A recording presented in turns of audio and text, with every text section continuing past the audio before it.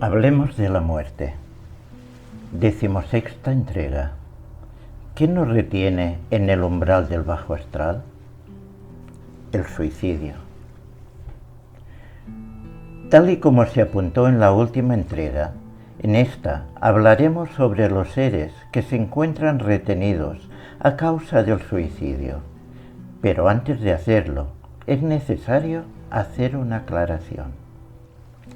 Durante varias entregas estamos hablando del bajo astral, siendo conscientes en todo momento de que este hecho ha podido dar a entender que una vez se desencarna, se pasa directamente a este plano. Pero debemos hacer constar que este hecho no es siempre así, ya que algunos seres, antes de poder acceder a él, quedan retenidos en su umbral, siendo entre otros los suicidas. Antes de encarnar, se nos indica unas directrices que se aceptan y que deben servir para evolucionar, aunque durante la estancia en la Tierra podemos cumplirlas o no, ya que éstas no están marcadas. Recordemos otra vez que poseemos el libre albedrío. Sin embargo, hay otras que están marcadas, y estas son inamovibles y deben cumplirse, tratándose de dos fechas, la del nacimiento y la de la muerte. Es indiscutible que la fecha del nacimiento se cumple, pero la otra, por desgracia, no siempre es así, ya que un importante número de seres humanos se saltan este compromiso, avanzando el momento acordado, y se quitan la vida antes de lo que se acordó. Estamos hablando del suicidio. Los seres que se suicidan pasan mucho tiempo retenidos en el umbral del bajo astral, ya que al haber roto su compromiso, tendrán que pasar en él por lo menos el tiempo que comporta desde que se tomaron la vida hasta cuando les estaba marcado, encontrándose, en algunos casos, estar más tiempo allí que el que han pasado encarnados.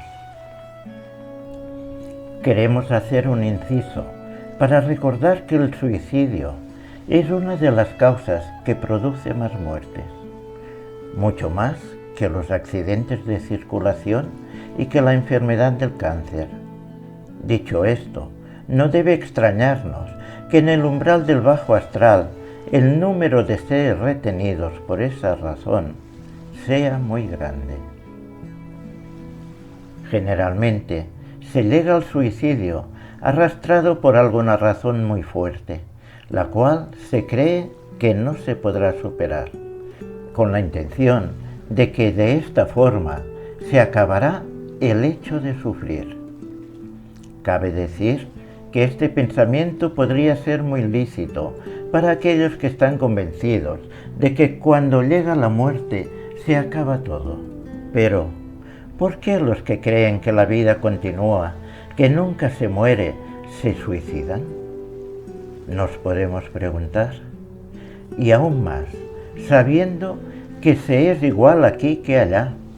O sea, que si se tiene un problema, te lo llevas. Para encontrar la respuesta a las preguntas, nos haremos esta otra. ¿Por qué hacemos tantas cosas conscientes de que nos perjudican?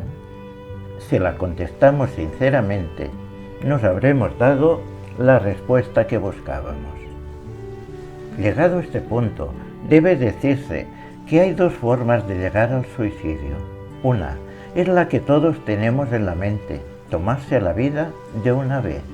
Y la otra, siendo esta la más frecuente, la que se hace de forma, digamos, inconsciente, aunque no sea así, pues en todo momento se es consciente y se hace de forma voluntaria, ya que se sabe que comer según qué cosas, fumar, abusar del alcohol o de las drogas y otras muchas cosas más, perjudican la salud y que este hecho acerca la muerte o sea, que se está adelantando la fecha que se acordó para desencarnar.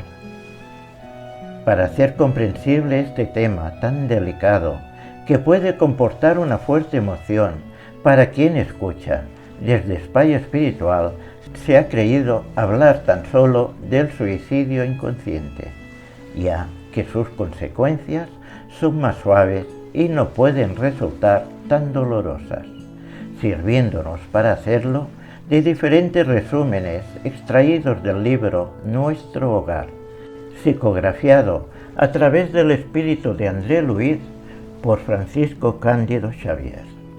Como introducción, diremos que el doctor André Luiz desencarnó al cabo de 40 días de haber soportado una delicada operación quirúrgica, habiendo llegado a esta a causa de una sífilis y por abusar de la comida, del tabaco y el alcohol, siendo plenamente conocedor del perjuicio de estos abusos y de estas sustancias, o sea, que desencarnó a causa de un suicidio inconsciente.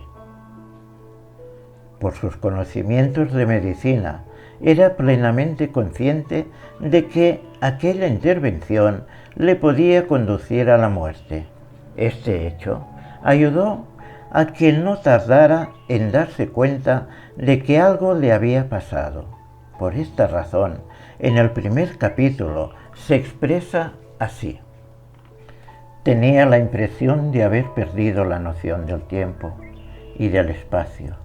Parecía que se habían esfumado. Estaba convencido de que ya no pertenecía a los encarnados, pero mis pulmones respiraban.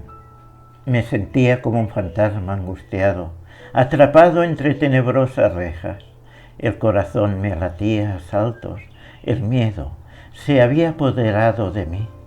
Muchas veces grité desesperado, protestando contra el dolor que sentía mi espíritu, implorando piedad.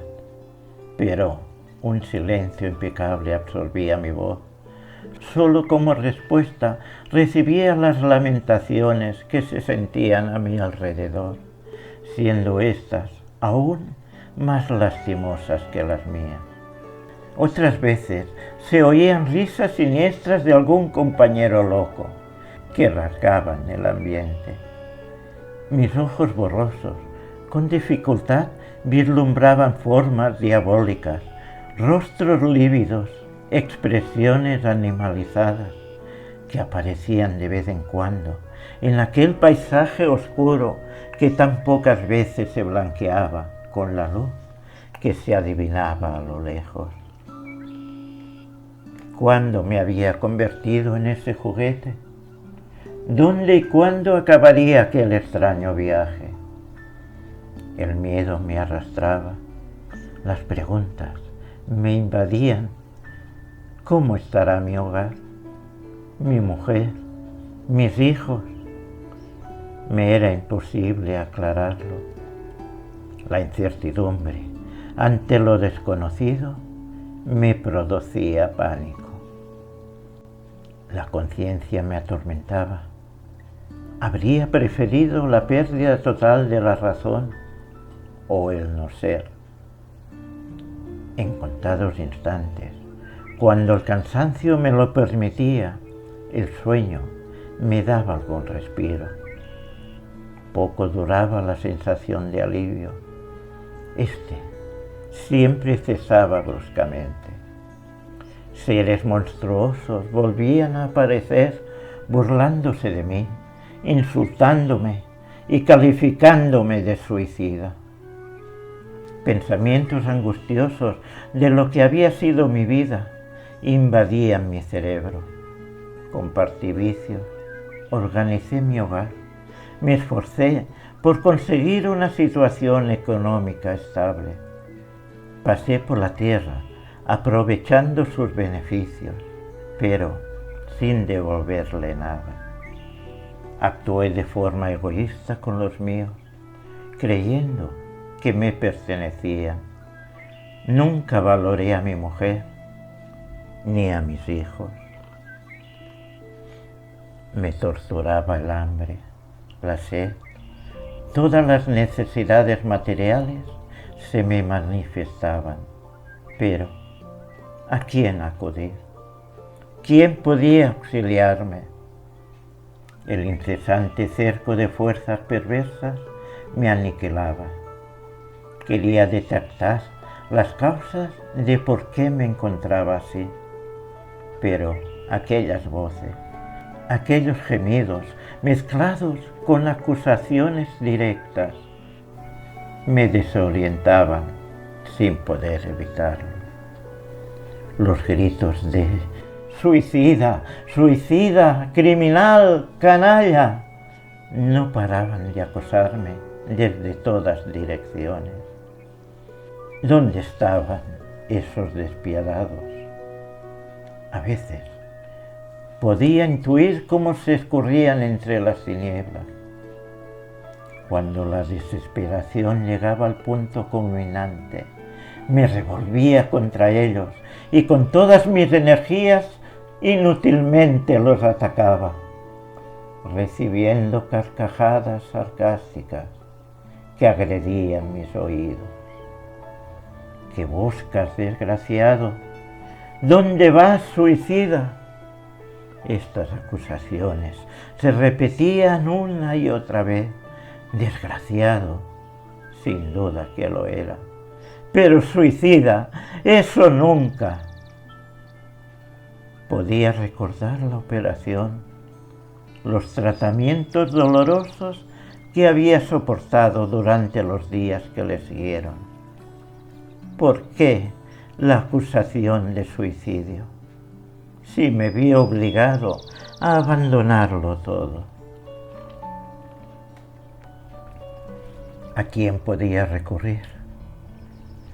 Nada de lo que aprendí podía modificar la realidad que vivía. Pasé por el mundo sin desarrollar los gérmenes divinos que estaban depositados en mi alma. Nunca había prestado atención a ninguna religión ni a la espiritualidad, y mucho menos por lo que podía haber después de la muerte. Mi condición de científico me lo impedía. Pero ahora necesitaba algo más que la ciencia y entre llantos empecé a orar.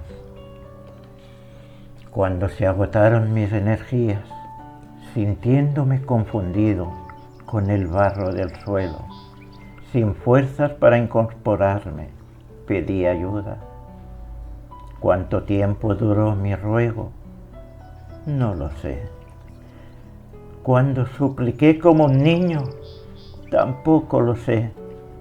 Solo sé que todos mis sentimientos formaban parte de la oración.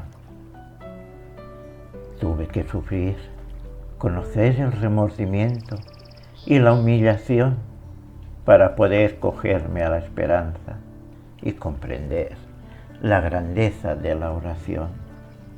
Aún estaba orando cuando las densas nieblas se me disiparon, apareciendo un anciano que sonriendo fijó sus ojos en los míos, diciéndome: coraje, hijo mío, el cielo no te desampara. Emocionado, reuniendo todas las fuerzas que me quedaban, quise expresar mi gozo, mencionar el consuelo que me llegaba. Fue entonces cuando dos seres me prestaron socorro, colocándome en una camilla, con la que me transportaron, empezando en ese momento mi viaje de salida de ese lugar tenebroso. Sin dejar el contenido de lo que se ha resumido sobre la experiencia de André Luiz, ha llegado el momento de realizar nuestra pequeña aportación. Primeramente, cabe decir que lo expuesto sucedió durante 8 años y en él se puede comprobar el gran sufrimiento y perturbación que debió soportar. Al respecto, queremos recordar lo que se ha apuntado al principio de la entrega.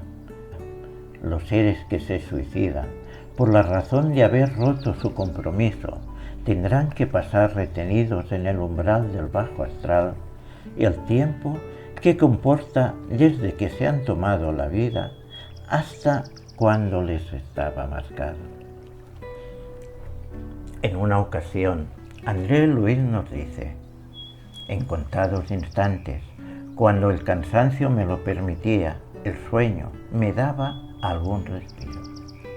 A este respecto, hay que decir con casi total seguridad que el tiempo que reposaba no eran instantes, sino que ese descanso podía durar horas, días o incluso meses, ya que él no era consciente de ello. Recordemos que sus primeras palabras que hemos reproducido son: tenía la impresión de haber perdido la noción del tiempo. En el párrafo que nos dice: pensamientos angustiosos de los que había sido mi vida invadían mi cerebro. Compartí la vida con los vicios, organicé mi hogar, me esforcé por conseguir una situación económica estable, pasé por la tierra aprovechando sus beneficios, pero sin devolverle nada. Actué de forma egoísta con los míos, creyendo que me pertenecían. Nunca valoré a mi mujer ni a mis hijos. Con estos pensamientos se puede comprobar que no se necesita juicio alguno al final de lo que llamamos vida, sino que somos nosotros mismos los que nos juzgamos. También se puede comprobar en los siguientes párrafos la gran cantidad de dudas y cosas que no puede entender, preguntándose por qué y sin encontrar respuesta. Los gritos de suicida, suicida, criminal, canalla, no paraban de acosarme desde todas direcciones. ¿Qué buscas, desgraciado? ¿Dónde vas, suicida? Estas acusaciones se repetían una y otra vez. Desgraciado, sin duda que lo era, pero suicida, eso nunca. Sobre estas preguntas, cabe decir que André Luis encontró la respuesta y pudo entender la razón de por qué le acusaban de suicida cuando se le explicó en el lugar de reposo en el que fue conducido. No terminaremos esta entrega sin hacer referencia sobre un hecho que no se ha mencionado, y este es las oraciones que durante la estancia de André Luis en el umbral del bajo astral le ofrecían tantos seres encarnados como espirituales. No podían servir para apartarle de la perturbación, debiendo pasar ese tiempo por haberse anticipado inconscientemente su desenlace, pero sí que sirvieron para suavizar su estancia mediante el sueño. En otras ocasiones ya se comentó, y en este caso se ha podido comprobar, que es uno quien debe pedir sinceramente ayuda, apareciendo esta para André Luis en el momento que la solicita a través de la oración sincera.